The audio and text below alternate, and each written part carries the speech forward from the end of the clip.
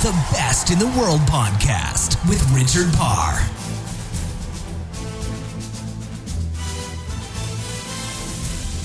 Hello and welcome to another edition of The Best in the World with Richard Parr. This week we are stepping into the cage once more with the UFC Hall of Famer, a pioneer of the sport. Bas Rutten is our guest on this week's podcast.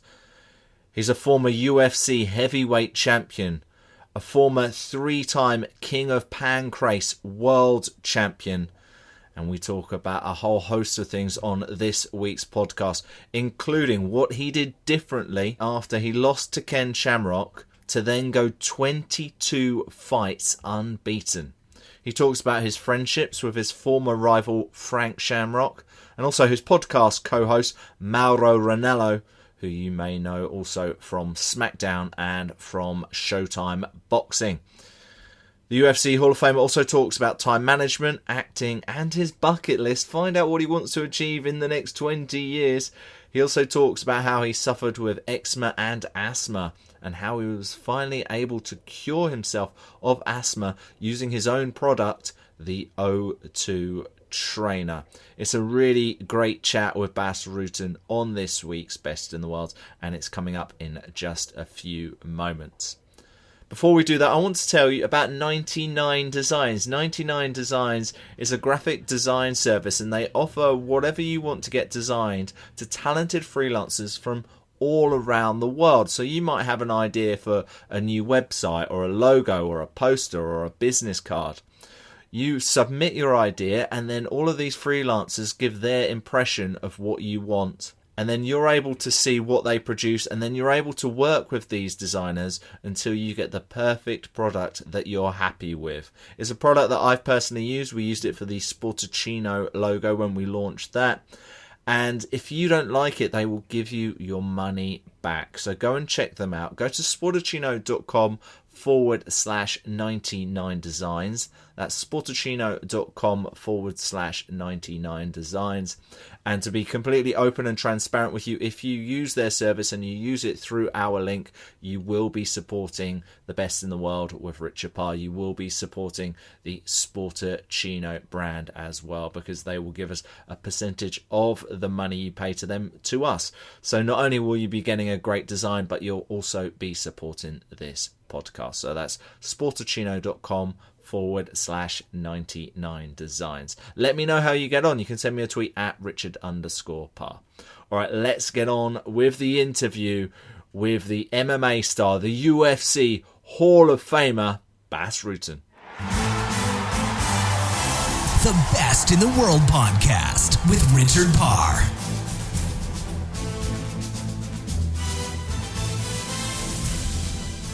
Bas Rutten, welcome to the Best in the World with Richard Parr, a former UFC heavyweight champion of the world, and we'll talk about all of those different things. But when I was doing my research about you, you have had such an amazing career and life, from being an actor, culinary chef I've seen, you of course being a fighting champion, and all these many different things. Are there any things now that when you were a kid that you just would never believe that you've been able to achieve in your life so far?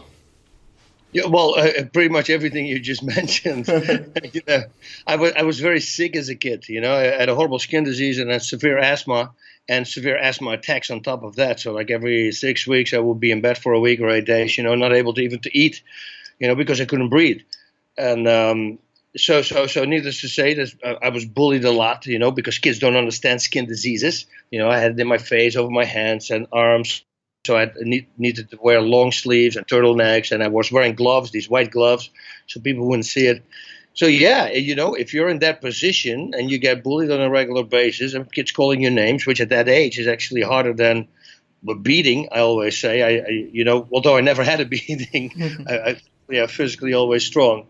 But that I would have never, ever expected that my life would make this turn here. Do you have any advice for any kids who do go through that to cope with it? The thing is with those allergies and asthma, I'm just doing this a charity thing, All Stars, All Sports United. It's a charity thing, and I was talking about it The bullies, their lifespan is about 4 years. That's the only thing they have. Probably in high school and college, once you go to college, it's already people don't already take it anymore. So just write it out. That's what I'm saying, and prove all these people who are saying bad things about you, prove them wrong. Make sure that the glass is always half full. Thankfully, I never was that person who sat down and went, "Oh, look at me, I'm so sad, I'm so sad." I always flipped it the other way. My way of thinking always has been, and I have done this with everything in my life, there's always people who have it worse than you.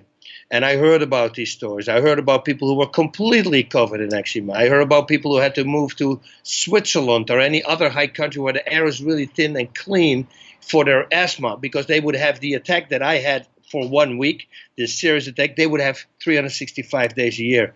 So if you look at that, then you know that it isn't that bad for you. And if you're that person who it's that bad, well, yeah, I'll give you all my best wishes. That's really hard, and hopefully it goes away soon. But it's a hard disease. And of course, being an MMA fighter and taekwondo and all of these sports requires a lot of cardio. Would asthma affect you in that way at all when you were competing?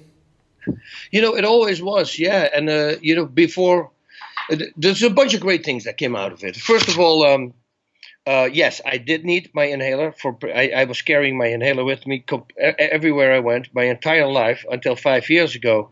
But even for my world time, for every single fight, I always in the dressing room needed to spray my lungs open. It's called exercise induced or stress induced. So, for instance, if I would sneeze really violently 3 times, my lungs would close and I need to spray them open. And if I warm up, if I take a sprint, for instance, like a 100-yard sprint, it will be okay for about 2 minutes. Then the lungs will close, and you're going to have to spray them open. Every asthma patient has this. But a great thing that came out of this disease is, first of all, it pushed me into the direction that I'm now here. Without those diseases, I don't believe that I would have been in America, and I wouldn't have been a fighter. So, it's kind of a gift. It's really weird to say. I always thought it was a curse, but it's kind of a gift. And another thing that came out of it, when I was 14 years old, of course, I spent a lot of time at the doctor's office. I came up with the idea. I saw a pair of lungs on the wall, a drawing, and I realized that the lung infection, is not in your lung bags; it's in the air pipe that go to the lungs, and they were infected. And I was always wondering why I would break my running times in track and field after having an 8-day asthma attack. And when I saw that picture, that poster, I realized, oh, wow, wait, I've been working out my lungs. I've been pulling air in through this infected area, which makes it very hard to pull the air. And then when the infection is gone and the lung pipes are open, it's much easier for me to breathe. So why don't I come up with something that controls the air intake so I can actually train for this? And that product that I made up at 14 years old, I actually started making 5 years ago. And that cured me from my asthma, a lot of other people from my asthma. I have guys like Usain Bolt and 3 other gold medalists. Everybody's working out with inspiratory muscle training right now. So it's, all the things that I thought were bad, in the end, they all became blessings. That's amazing. Had something entrepreneurial come out of it. Before you became a fighter, I see that you worked as a bouncer and I believe, according to Wikipedia anyway, as a model as well. What was the worst job you did in those early days?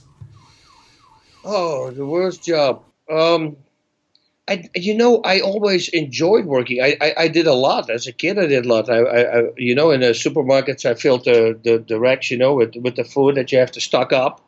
I had 2 newspaper jobs. I worked as a dishwasher at an Italian place. I worked on the farm, vegetables.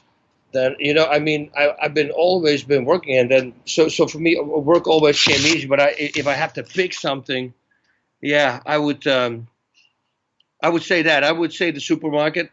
But still, I always enjoyed working, as long as I worked hard. A modeling story. This is a really funny story. And that I really didn't like. I thought I was going to do a photo shoot, and I thought it was regular clothing. and when I arrived, they put me in all these really tiny Speedos and a few others, and we had to model them in front of a company. And that was the most awkward thing I've ever did in my life. I was really not. comfortable with that because I never did it, you know. And you walk in front of these people with these tiny speedos. Yeah, if I could, how you say it, wipe that away from my mind, I would wipe it away instantly. And that was a difficult moment for you, but in some ways, by trying all these different things, you must have been put in other difficult moments. Did that help you in your life, do you think, by getting into difficult situations? The only way to grow is to deal with difficult situations. That's where you grow. You know, if you try to avoid difficult situations, you'll never grow. You'll never become something. You know, you might get lucky. You know, you invent some crazy app or something, whatever it is. But if you try to steer away from confrontation all the time, you know, it's great to steer away from confrontation if you can. But you know, if you need to confront something, you need to do it. You know, and especially if it starts bothering you mentally, you know, because somebody else does something. I tell my kids, I say, go to that person, tell what is wrong. Yeah, but you know, they're going to be offended. I say, what would you think if they came to you? Just flip the situation. Yeah, I wouldn't mind. I said, there you go. So that means that if they don't understand, it's their fault. It's not your fault. You're coming with the truth. The truth will set you free is what they say in the Bible, right? And it really is. If it's the truth, you just say whatever you want to say, but don't keep it in your mind, because if you do, you know, it starts nagging you. You need to free up space, I always say, in your mind. So everything that you can avoid negative, avoid it. I fill it up with positive stuff. Was there one fight that you particularly learned the most from during your career? Yeah, my last loss against Ken Shamrock, that set everything in motion. That was literally the light bulb that went off, and I said, okay, you know, if I want to become a world champion in this sport, I'm going to have to learn the ground game, because I was a striker and I went into mixed martial arts. And as you understand, with mixed martial arts, there's wrestling and there's submissions, like, for instance, judo chokes and arm bars and leg locks, you know, and Brazilian jiu-jitsu and you know, just ground fighting. So I realized that if I wanted to become a champion, I needed to work on that. Then I got obsessed with it. And, I never lost a fight anymore. I never lost in my last 22 fights. So I had a great running streak. It changed my life. As soon as I decided it and I started working out on it, I actually won my next 8 fights by submission. It was an eye opener. Obviously, the last few years, last many years, you've been a commentator and you do podcasts and lots of analysis on MMA and various different companies. What do you know now, having watched all of this, that you wish you'd known as a competitor? Food. That food is very important. I was always blessed with great genetics, so I just pretty much ate whatever I wanted to eat and drank beer and, you know, just trained really extremely hard. Also training. I overtrained myself one time because I thought I never did any homework. This is not the internet that you go online, you know, all the way back in the 90s, early 90s, and you can Google what is the best diet for me, what are the best workouts for me. You know, you have to figure everything out yourself. And I just worked out 2 times a day every day, which is a very bad thing to do, because now you're breaking yourself down. You don't give yourself time to recoup, so you never get stronger. So, and I learned that the hard way. It took me 3 or 4 months to come back from that, because I was completely drained. You know, I was 4% body fat. It was they found me. I was in the gym training, and they literally found me because I just passed out. Apparently, when they opened the gym, I was laying there. So that I would pay attention to that. And another thing that I always say to fighters is, if you get an injury and the doctor tells you to take 2 months off, I say take 3 months off, you know, or maybe even 4 months off. Because we as fighters and any athletes, you want to continue to the thing that you love. And instead of 1 month, you take instead of 2 months, you take 1 month off. But if you do that, all these injuries, and I'm here to tell you that because I have them, they will come back to haunt you once you start getting older. So take care of them. So I'm guessing you didn't listen to the doctor's advice back then. No, I did not. Absolutely not. I just thought the more I do it, the better I get at it. And, you know, by doing all the many different things that you do, you get to be surrounded by so many different people. Obviously, you've worked with Kevin James on movies, working with Mauro Ranello on your podcast, all these different people, the people who got you involved in Pancrase in the early days. Who are the people you like to spend, other than your family, who are the people you like to spend the most of your time with, and what kind of attributes do they have? Oh, well, with Mauro, I spend time. We do the podcast, and it's a really great way. He lives here in Simi Valley, which is about 20 minutes away from me. And we always clicked really well. From the moment I met him, that's when I wrote his name down and his telephone number, because I said, man, if I ever find something for you, you got a gift. This is crazy. The world needs to know it. And thankfully, the Pride Fighting Championships needed a new commentator at the time, so I put him in contact, and that set the whole thing up for him. And he has this great career now, and he's always calling me. He says, "Oh, you did this, you did this." I know I did not do anything. Yeah, I give you the shot. That's it. But if you didn't have any talent, this would have never happened. You're just an extremely talented person, and that's the reason why you're there. So Frank Shamrock is there as well. I see him also every week. I love that guy. And then I have a few close friends that I know as long as I was here in America. I made when I came to America, when you grow up, you gather a lot of friends, and some of these friends become not such good people later in life. But because they've been your friends on your entire life, you still hang out with them. You try to avoid a little bit more because they're doing other stuff and stuff that you don't like. But it's they're kind of your friends forever. And when I went to America, I said, you know what, I'm going to pick my friends here very, very carefully. So I literally have 5 guys that are very close to me, and that's about it. And for the rest, it's my family. So you're almost saying that you agree with the term sometimes of you are the average of the 5 people that you spend most of your time with. It's always important to know that your friends are on the same level as you. I don't believe in getting friends because they can do something for you, because that's the wrong reason to become a friend of them. But just good people with a bright mind that you can call and say, hey, listen, I'm in this problem, and I know you're a financial guy. What do I do? Boom, and then they fire back. And another martial artist, and I believe in that. Yes, but don't become friends with them because of that reason. One of your friends is Frank Shamrock, as you mentioned there, is someone you had fought. That must be a special bond you have. We do. We fought 3 times. So yeah, you start to develop a bond. And Frank was already a friend of mine when we were fighting in Japan. Before the fight, if we had to fight each other, I would try to avoid him. I would say, hey, what's up? But I won't go out to dinner with him, and I don't have breakfast with him. I try to avoid those things. But then right after the fight, everybody would go party, and Frank was always there again. We would hook up again, So it was really that's why I never got it with people who say, fighting is violence. Yeah, well, let's break down violence. Violence is physical damage, right? So that's football is violent as well. If you think about that, but it's excessive force is what they say.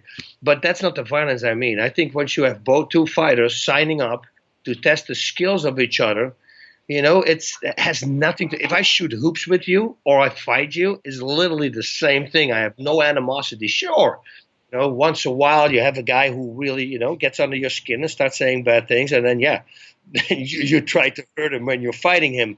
But that happened maybe 3 times in my life. The Best in the World podcast with Richard Parr.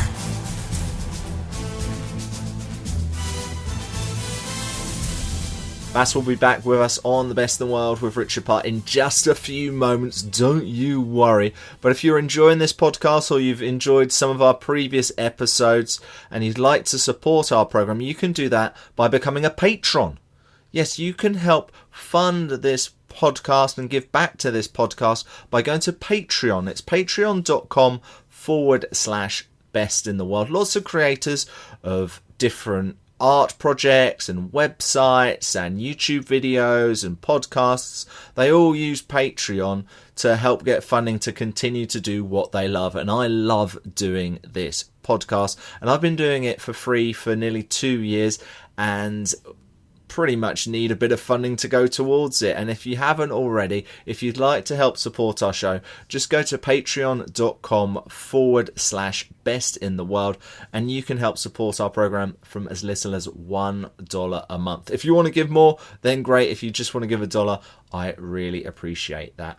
Thank you very much. That website link again is patreon.com/best in the world. This is the best in the world, and coming up next is more from the MMA star, the UFC Hall of Famer, Bas Rutten. The Best in the World podcast with Richard Parr.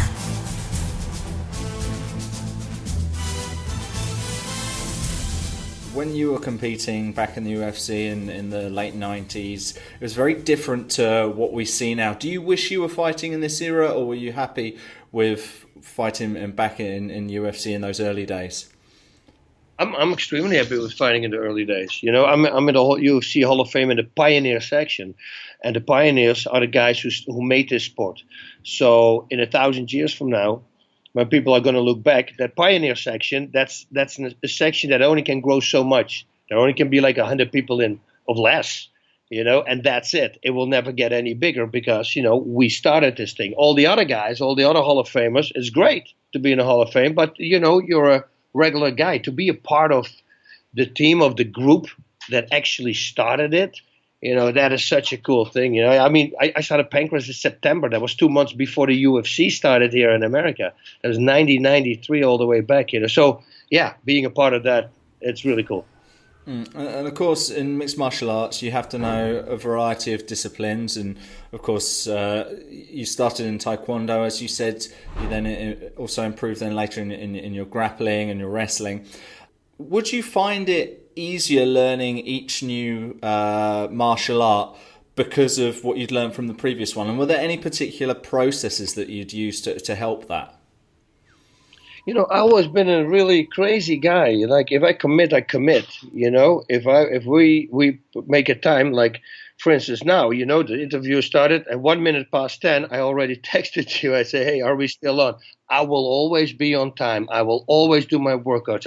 Everything I tell myself that I'm going to do that day, I have to do. Because if I don't, I can't look at myself in the mirror. It's a way that I trained myself. You know, so once I lost my last fight by submission, I needed to learn the ground game. But, you know, it's not something that I like because you get beat from it. But, you know, once you flip it around in your mind and you realize, wait a minute, let's become a real, true fighter. And somehow I caught the bug, or I got obsessed with it. People have no clue. I say this in interviews and they start laughing. I would wake up my wife. This happened 6-7 times at least in the middle of the night because I would dream a submission. I would wake her up, put her in the submission, ask her where it hurt, would write that down, and the next day I would try it in the gym. I would walk through the house, let my wife, hey, come over, lean over. I would get her in a guillotine choke, for instance. And then, you know, I say, are you getting dizzy or do you feel pressure in your throat? They say, pressure in your throat. Okay, so it's not a blood choke. What if I do this? Oh, yeah, I'm getting dizzy. Okay, that's a blood choke. And then I would bring it again to the gym. I would do 2-3 times a day. The entire house was full with little Post-its, with combinations. I was just getting obsessed with it. Once I realized how cool it was and what a power it is. You know, if you, as a fighter, you'll be able to break or dislocate pretty much anything in a human body what you want. You know, I can do requests. I can say, oh, you want shoulder? Okay, I'll do a Kimura. Boom, shoulder is out. An arm bars, break your arm, your knee bar, ankle hold, toe hold. I mean, you can go on and on. It's a big power to have. In the early days, we thought that strikers were the toughest guys. But, you know, I really started thinking about this. I go, I don't know about that. Yeah, it's tough to get hit and everything. But, man, once a person gets a hold of you, you know, and you don't know the ground game, that's it. You're out. And they can choke you out. And choking you out, that means that you're going to be passed out. If this happens somewhere on the street, you know, they can do anything they want to do with you. That's a very scary thought. I fear for anyone who would come near or mess with your wife, because by the sounds of it, she knows pretty much every submission move because you've somehow taught her. What's she like? Does she know about martial arts, Bas? No, she's not into that. But, you know, she is. She's something, man. She has no fear. You know, I remember it was this Japanese person we were at the Santa Monica Pier. He was making pictures of our kids. And they were very young at the time, like 2 and 4 years old. So my wife walked over to him and he says, hey, I don't want you to make pictures of my kids. You know, and he said, sure. So she looked away. And it was the old cameras. So she turned away and then she heard, she looked, he's making pictures again of the kids. So she went over, ripped the camera out of his hand, opened it up, pulled the film out and threw the camera back at him. You know, that's Mama Bear here. And if you meet my wife, she's the sweetest person. But when something like that happens, she completely makes a 180. I'm afraid of her. So, I think that's how it should be, though, shouldn't it? it really should. It really should. You said about being on time for this interview at 1 minute past. How do you organise yourself? Do you write in journals? Do you have a diary? Do you use phones? How do you make sure that you're across everything? Because there's so much going on in your world. My management, who have also, they can look at and they can edit my calendar, right? So they know exactly where I am. They asked me in the beginning if I was absolutely crazy. And I go, what? He said, you have for every appointment, you have about 3 warnings before that and the day before. Like, so if this morning, yesterday evening, an alarm would go, tomorrow at 10 o'clock, I have a Skype interview. It goes again at 8, then it goes again at 9, so I absolutely won't forget. And what I do also then, not only my calendar, I go into my iPhone and I take the clock there, the clock app as well, that alarm, and I put that alarm in because that alarm goes through everything. You can turn your sound off. You can do anything you want with your phone, but that alarm just pushes through everything. So I just make always 100% sure. And I know I don't need to do it anymore. I know I'm okay. But, this always helped me. It never went wrong. And I'm that guy who says never break a winning combination. So I just keep doing it. Exactly. Are you someone who sets goals on a regular basis, Bas? Yeah, no. I think it's very important to set a goal. I'm sitting outside here and this crazy guy came by. It's important to set a goal because then you can start working. You put something down on paper. This is what I want to achieve. And then, you're going to start working what are the steps that you need to do in order to get to that goal. And visualizing and writing it down are 2 very important things because that will help you establish it. Plus, things that you forget, like my recorder app on my phone, at night. I come up with these crazy ideas. I grab my phone, I hit the voice recording app, I tell my idea, and then I go back to sleep. Now, if I don't do that, all night, I can't sleep because I know that I have to write it down. It's a good idea.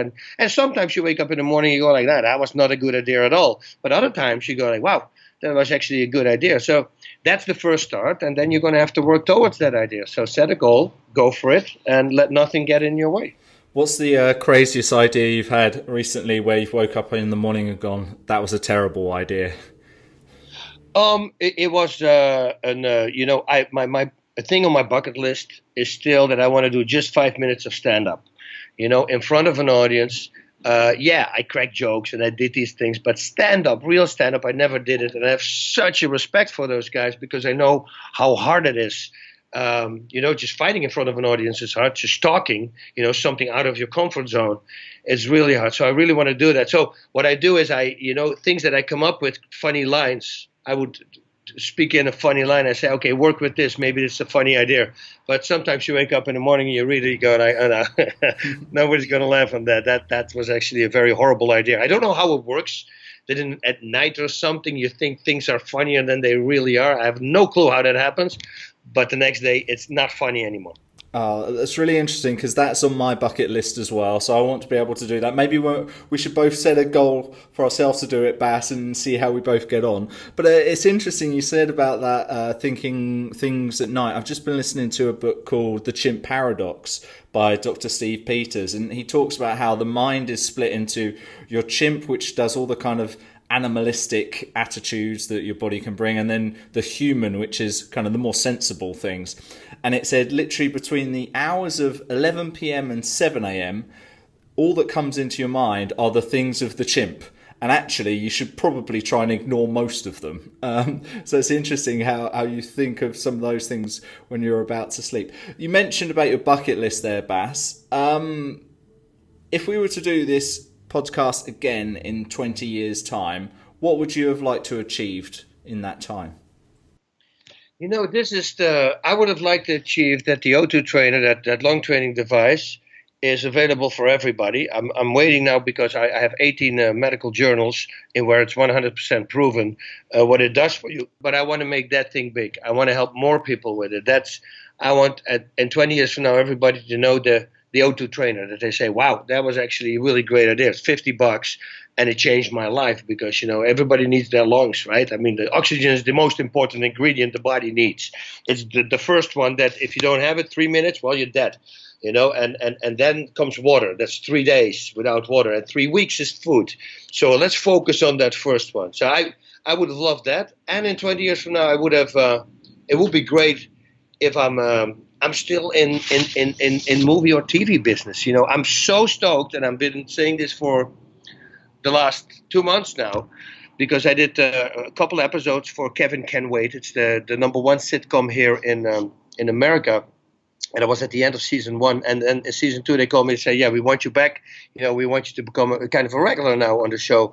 And if you would read my interviews that I did in 1997 when I came into this country, and they would ask me, "What is your, what are you looking for? You want to be a movie star?" I said, for me, the biggest wish for me is to be in an American sitcom, a comedy sitcom. I would really enjoy that. And now, 20 years later, suddenly I'm in it. So that is super stoked. So if now, 20 years from now, if I'm still relevant in that business, that would be great. Oh, fantastic. Well, it's been so good to talk to you today, Bas, on the podcast. Just before you go, can you let us know how we can continue to follow your journey on social media, please? Facebook, that's where I normally post like little videos that I make, whether it's instructional videos or just funny things. That's facebook.com/Bas Rutten.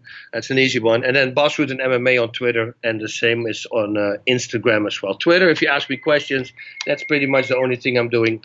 I'm just answering questions. I'm not that guy who posts a lot of my Instagram. You have a picture every 3 days or 4 days, maybe. It's not. I'm not completely on it. I do it more to answer questions from people. It can be like a full-time job, social media. Bas, thank you so much for being on the program, and thank you for being the best in the world. Oh, I love that. Thank you. The Best in the World podcast with Richard Parr.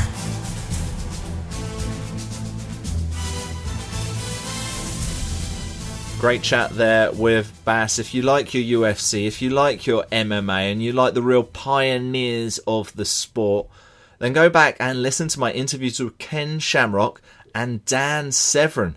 Yes, both of those UFC legends have been on the podcast, and you can find them on iTunes. You can find them at acast.com/best, and of course they're on sportachino.com. And to make sure you never miss an episode, please press that subscribe button on iTunes, because I've got another UFC star coming up on the program in a few weeks. You don't want to miss that. I'm not going to tell you exactly when it's going to be, so you've got to press that subscribe button so you do not miss it.